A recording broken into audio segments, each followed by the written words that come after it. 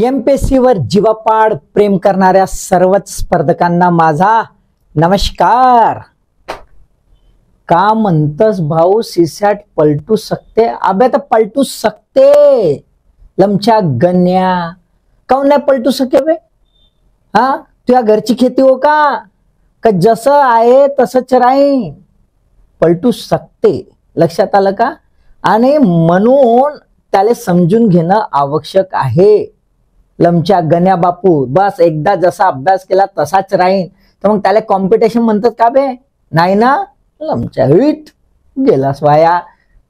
जाऊ दे तुया स्पर्धक मित्रमैत्रिणींनो, सीसॅट हा गेम चेंजर आहे, हे लक्षात ठेवा। हा जरी क्वालिफाईंग असला तरी सुद्धा चांगल्यात चांगले धुरंदरच्या धुरंदर जे स्पर्धक आहेत ते धाराशायी होतात ह्या सीसॅट मुळे। आता एमपीएससी ला जर तुम्ही बघाल तर मागच्या 5 वर्षाचं अवलोकन करा, तुम्हाला एक पॅटर्न दिसेल। सीसॅट आहे पॅटर्न, बिलकुल पॅटर्न आहे, पण तो पॅटर्न तसाच राहील याची गॅरंटी आहे का? नाही। आणि आपण स्पर्धक काय करतोय, त्या पॅटर्नवरच अभ्यास करतो। काही नवीन होईल, असं काही बदल होईल याचा विचार सहसा करत नाही। म्हणजेच काय तर आपण नेहमीच जो चाकोरीबद्ध जो मार्ग आहे ज्याला प्लॅन ए म्हणतो, त्या प्लॅन ए वरच अंमल करत असतो, प्लॅन बी डोक्यात नसतो। आलं की नाही लक्षात? सीसॅट मध्ये कधीही बदल होऊ शकतो, त्याचा स्कोप आहे।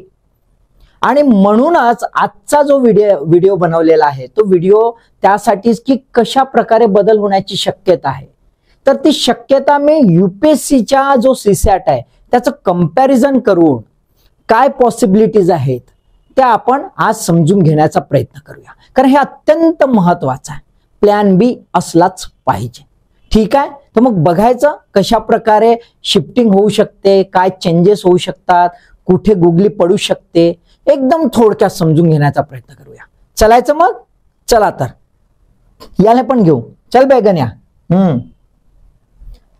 बघा एमपीएससी पॅटर्न आणि यूपीएससी पॅटर्न है ना, मी सीसॅट वर व्हिडिओ बनवलेला आहे, कसं मार्क डिस्ट्रीब्युशन राहते, बघितलेलं असेल तुम्ही? Yes, okay, thank you. तर एमपीएससी पॅटर्न आणि यूपीएससी पॅटर्न आपण एक कंपॅरिझन करून घेऊया ढोबळमानाने। लक्षात आलं का? एक 5 वर्षाचं दोन्ही याचं आकलन करून एक थोडं आपण जे आहे ती रेंज काढलेली आहे। आता एमपीएससी पॅटर्नला जर बघितलं तर आपल्याला कॉम्प्रेन्शन 40चं फिक्स आहे, 40 बिलकुल ठरलेलं आहे।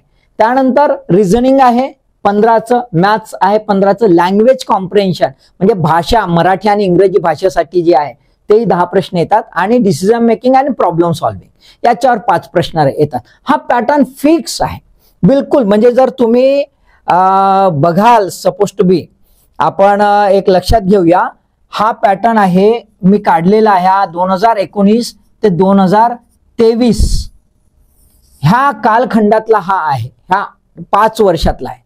तसाच यूपीएससीचा पण पॅटर्न जो आहे तो काढलेला आहे, आणि तो पण 2019 ते 2023च्या दरम्यानचा आहे। आता इथे जो पॅटर्न आहे ना एमपीएससीचा, हा एकदमच फिक्स आहे, एकदमच फिक्स आहे ना। थोडे फार फ्लक्च्युएशन कुठे होतं, तर थोडंफार फ्लक्च्युएशन रिझनिंग आणि मॅथ्स मध्ये होतं। कधी मॅथ्सचे 15 येतील तर रिझनिंगचे 10, कधी रिझनिंगचे 10 येतील तर मॅथ्सचे 15, एवढंच फ्लक्च्युएशन आहे। पण कॉम्प्रेन्शन जे आहे आकलन याच्यामध्ये कुठलाही बदल नाही, डिसिजन मेकिंग प्रॉब्लेम सॉल्विंग याच्यात कुठलाही बदल नाही, आणि लँग्वेज कॉम्प्रेन्शन जे आहे याच्यात कुठलाही बदल नाही। एवढंच नाही, मार्क डिस्ट्रीब्युशन मध्येच नाही, म्हणजे क्वेश्चन डिस्ट्रीब्युशन मध्येच नाही, तर पॅटर्न मध्येही एकदम सारखेपणा, एकदम सारखेपणा। म्हणजे कॉम्प्रेन्शनला तुम्हाला असं दिसेल आकलनाला 8 परिच्छेद घेतलेले आहेत, 8 परिच्छेद, आणि प्रति परिच्छेदाला 5 प्रश्न। आपण याच्यावर चर्चा केलीच आहे ना। डिसिजन मेकिंग आणि प्रॉब्लेम सॉल्विंगचे 5 प्रश्न जशान तसे, लँग्वेजचे 2 परिच्छेद राहतात, 2 परिच्छेद आणि प्रत्येकी 5-5 प्रश्न, आणि मग मॅथ्स आणि रिझनिंग जर बघितला तर एक simple level to moderate level, difficult level जे आहे ती अजूनही काही एमपीएससी ला दिलेली नाही। चुकीने एखादा प्रश्न, पण एक मॉडरेट टू सिंपल लेवल हे राहिलेली आहे. तर अशा प्रकारे आपल्याला पॅटर्न दिसतो एमपीएससीचा. आता युपीएससीचा पॅटर्न पाहाल तर आपल्याला 3च दिसत आहेत, कॉम्प्रेन्शन, मॅथ्स आणि रिझनिंग एवढंच दिसत आहे. मग याच्यात काय नाही दिसत, तर आपल्याला डिसिजन मेकिंग, प्रॉब्लेम सॉल्व्हिंग मागच्या 5 वर्षात विचारलेलं दिसत नाही. लँग्वेज हा कॉन्सेप्ट याच्यामध्ये नाही, लँग्वेज कॉम्प्रेन्शनचा, बरोबर आहे. मग मॅथ्स आणि रिझनिंग जशाने तसं आपल्याला दिसून येतं. आता हा जो आहे कॉम्प्रेन्शन, इथे किती येत आहेत क्वेश्चन? 30. एक्झॅक्ट 30 नाही तर आपल्याला अशी रेंज दिसते, एक 27 ची रेंज हे कंटिन्युअस दिसते इथे, 27 ची. तर 27 to 30 म्हणजे 2023 लाच 30 आले, बाकी 27च राहिले. इथे मॅथ्स जर बघाल तर मॅथ्स मध्ये जबरदस्त फ्लक्च्युएशन आहे, म्हणजे 15 पासून तर 32 पर्यंत अशी रेंज आहे मॅथ्स मध्ये. रिझनिंग मध्ये ही जबरदस्त आहे, 35 पर्यंत गेलेला आहे रिझनिंग, असं फ्लक्च्युएशन आहे. इथे 35, 32, 35 पर्यंत गेलेला आहे. म्हणजे हे दोन आहेत, हे जबरदस्त फ्लक्च्युएशन. 17 पण आहे इथे, कधी कधी इथे 15 पण आहे. इतकं मोठं शिफ्टिंग जे आहे इथे दिसतंय. सोबतच परिच्छेदाच्या बाबतीत जर आपण बघितलं कॉम्प्रेन्शन मध्ये तर एकदमच डायनामिक आहे. म्हणजे युपीएससी मध्ये सीसॅटचा पेपर द्यायला लोकांना चांगला घाम फुटतो. कसा? तर आपल्याला परिच्छेदांमध्ये कसं दिसतंय, तर परिच्छेद जो आहे ते परिच्छेद खूप कमी किंवा खूप जास्त कशी होतील काही गॅरंटीज नाही. म्हणजेच काय, तर परिच्छेद जो आहे, एक परिच्छेद आणि एकच प्रश्न असं पण स्वरूप आहे. एक परिच्छेद एकच प्रश्न असं पण स्वरूप आहे. आणि लयबद्धता नाही इथे, जशी लयबद्धता आहे, लयबद्धता इथे कशी एमपीएससीला आहे की आधी पेपराची सुरुवातच कॉम्प्रेन्शन पासून सहसा होते आणि कॉम्प्रेन्शन कॉम्प्रेन्शन कॉम्प्रेन्शन कंटिन्युअस दिल्या जातं एका सोबत. सरळ 40च्या 40 घेऊन घ्या, तिकडे 10 घेऊन घ्या, नंतर बाकीचं सुरू होतं. म्हणजे एकदा एका फ्लोने बसला स्पर्धक की त्याला टेन्शन नाही. त्याला जर आकलनाचाच प्रश्न बघायचे आहे तर तो त्याच्यात जाऊ शकतो, मॅथ्स मध्ये बघायचं त्याच्यात जाऊ शकतो, रिझनिंग मध्ये बघायचं त्याच्यात जाऊ शकतो. इथे तसं नाही. इथे 1-2 पॅसेज येतील, मधातच पुन्हा रिझनिंग, मधातच मॅथ्स, पुन्हा 2-3 पॅसेज येतील, पुन्हा मधातच रिझनिंग, मग मॅथ्स, मग पुन्हा रिझनिंग, असं मिक्सिंग केलेलं आहे. हा मिक्सिंग आहे, मिक्सिंग भरपूर आहे इथे. आणि मिक्सिंग असल्यामुळे स्पर्धक कसा असा स्मूथ जात नाही, तो असा वर खाली खाली वर वर खाली असा फिरत राहतो. त्याची पूर्ण सायकॉलॉजी जी आहे त्याची पूर्ण असा पिळून घेतल्या जाते. इथे मात्र तसं नाही, असा स्मूथ रस्ता आपल्याला दिसून येतो. आलं की नाही लक्षात? हा मोठा फरक एमपीएससी पॅटर्न आणि युपीएससी पॅटर्न मध्ये दिसून येतो. मग एमपीएससी पॅटर्न जो आहे हा मागच्या 5 वर्षापासून असा सुरू आहे.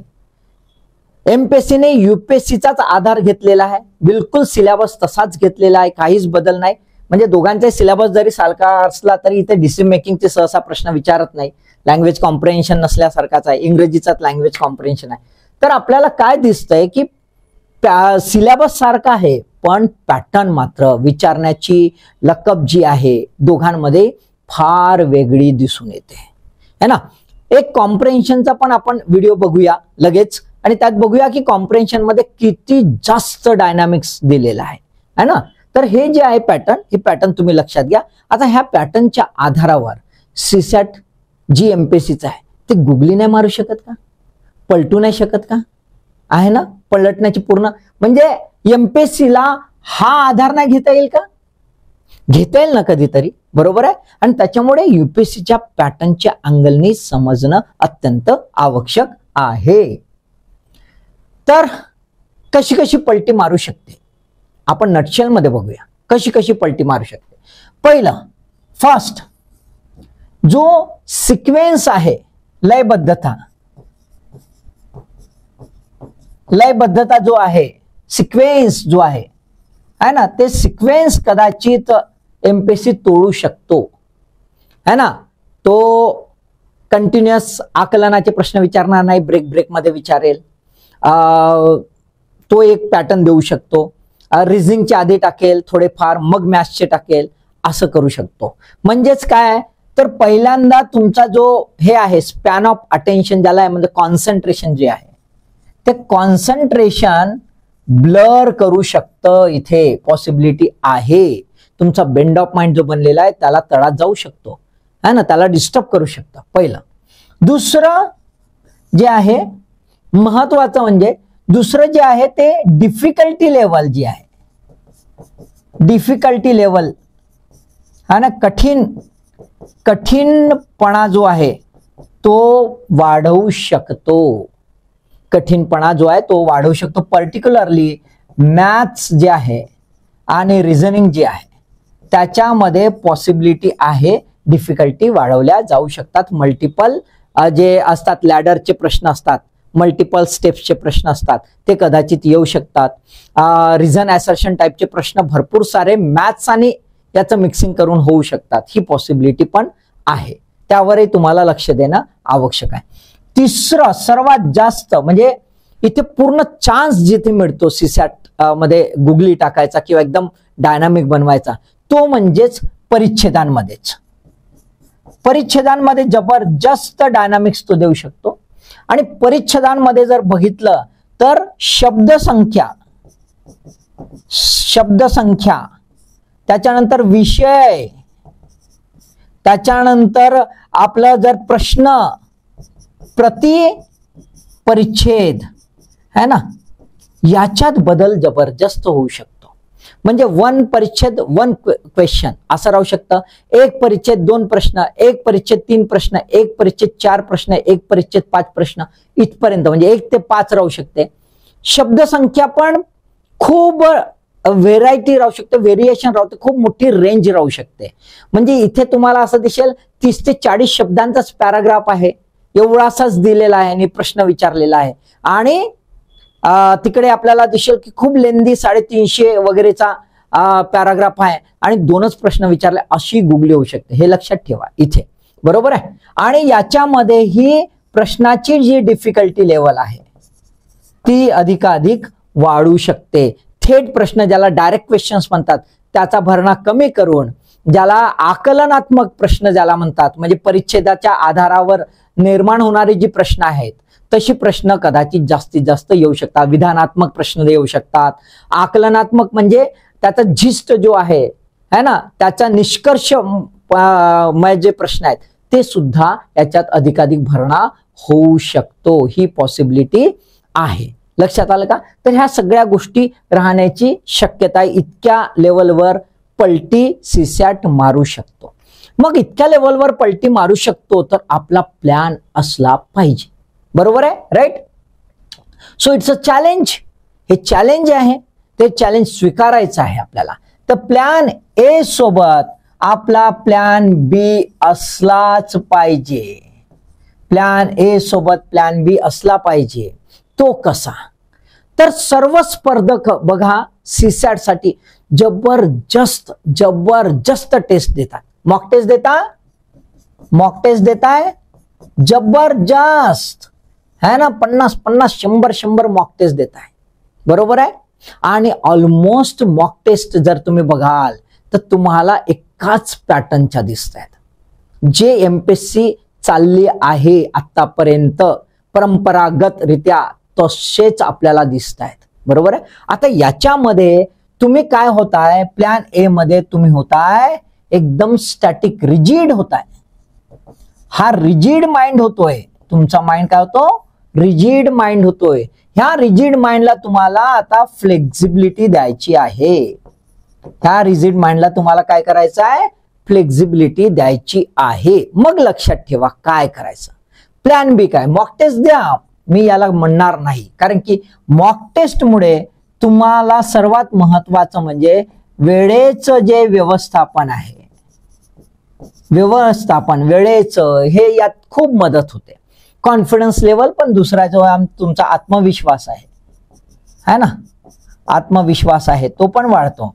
खैर याच्यातही प्रॉब्लेम येतो. तो कसा एखाद्या वेळेस चर्चा करूया ना. जबरदस्त प्रॉब्लेम येतो. काय चुका होतात, म्हणजे किती टेस्ट द्यायला पाहिजे हे खूप महत्वाचं आहे. टेस्ट द्या, आपण किती द्यायला पाहिजे हे खूप महत्वाचं आहे, ठीक आहे. आणि तो कशासाठी द्यावा यावर एखाद्या वेळेस चर्चा करूया. पण ह्या फायद्यासोबतच सर्वात जास्त नुकसान काय होतं? रिजिडिफिकेशन. इतकी ताठरता येऊन जाते आपल्या मेंदूमध्ये की ज्याची काहीच मर्यादा नाही. आणि मग अशा गुगली पडल्या की गडबड होते. माझे काही विद्यार्थी होते, यायचे माझ्याकडे सहज विचारायला, युपीएससीचे जे विद्यार्थी होते, आणि अचानक continuous one passage one question continuous असा एकदा गुगली आला आणि भडभड सीसॅटला फेल झाले. आलं की नाही लक्षात? तुम्हाला कधी तुमचे सिनियर सांगत असतील असं होतंय का, तर बिकॉज ऑफ द रिजिडिफिकेशन. मग काय करायचं, तर फ्लेक्झिबिलिटी कशी द्यायची लक्षात घ्या, खूप महत्वाचं आहे. फ्लेक्झिबिलिटी कशी द्यायची, मॉक टेस्ट तुम्ही देताय तर अशा प्रकारची मॉक टेस्ट बनवत बसाल का स्वतः मार्केटमध्ये नसेल तर? सोपं काम आहे, एकदम सोपं काम आहे. पहिलं, तुम्ही तुमचा जो न्यूजपेपर आहे त्या न्यूजपेपरचे स्मॉल एडिटोरियल जे आहे, छोटे एडिटोरियल, ते वाचणं सोडायचं नाही.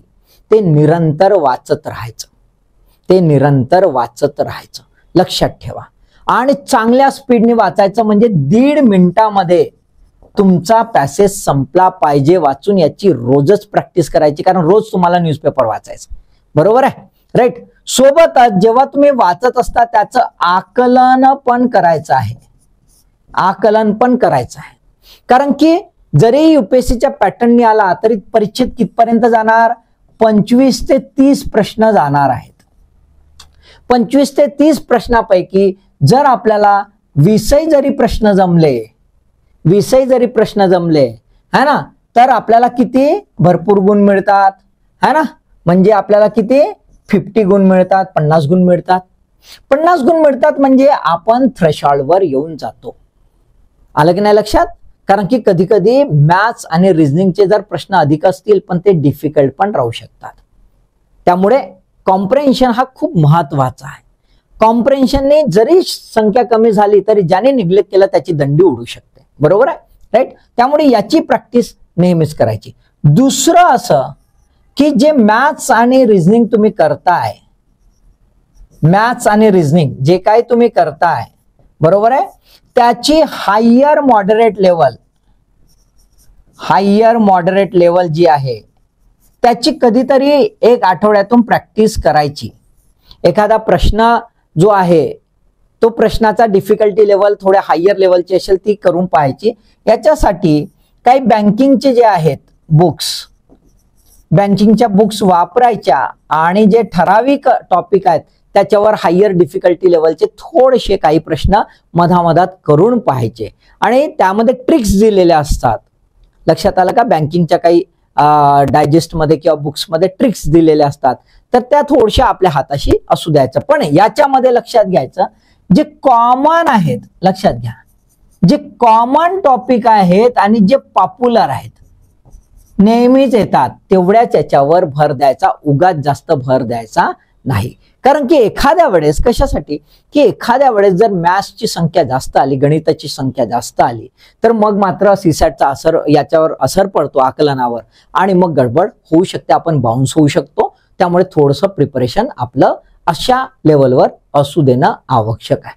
अजून एक महत्वाचं याच्यामध्ये फ्लेक्झिबिलिटीमध्ये, की स्वतःची नजर जी आहे ती पक्की करायची.